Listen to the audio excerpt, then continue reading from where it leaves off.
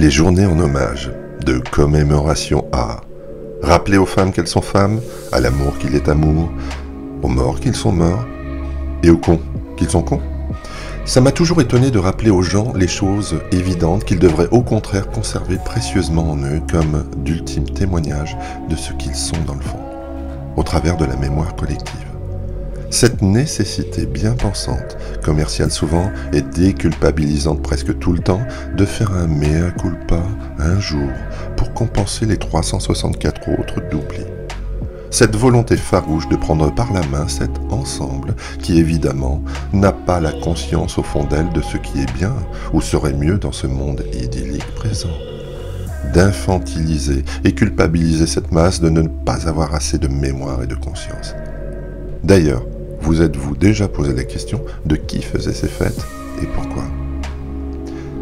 Encore une fois, allez directement à la conséquence et jamais à la cause. Laissez les choses se faire en faisant mine d'être indigné parce que cette indignation est à la mode.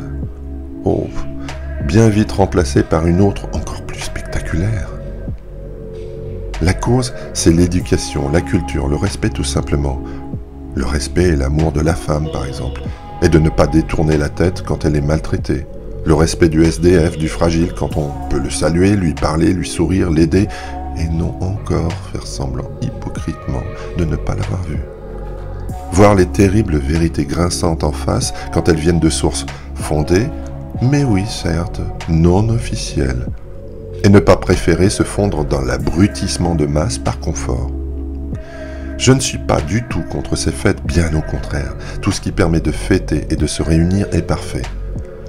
Que l'on rappelle les choses évidentes, pourquoi pas, même si avoir conscience d'eux devrait être une permanence en chacun. Mais je suis radicalement opposé à toute forme d'hypocrisie, de poser un joli voile rose de la plus belle des apparences qui cache alors les pires turpitudes, et au contraire perpétue et accentue encore plus le mal. Et oui, au moment où mettre le mouchoir dessus, tout ça ne suffit plus.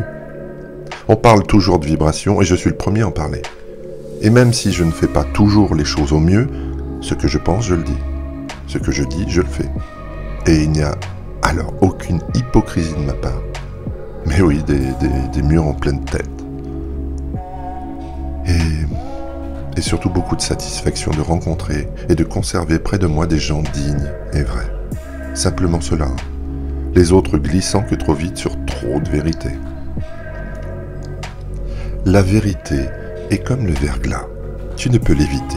Tu glisses, te retrouves face à toi-même, te relèves et comprends que ton équilibre est un équilibre de chaque jour. Dans ta vérité. Bref, n'attendons pas que les autres nous disent quoi célébrer, quoi aimer, de quoi avoir peur, de quoi se souvenir. Ayons juste conscience de nous, des autres, de la partie toute relative du bien et du mal, et surtout du tout.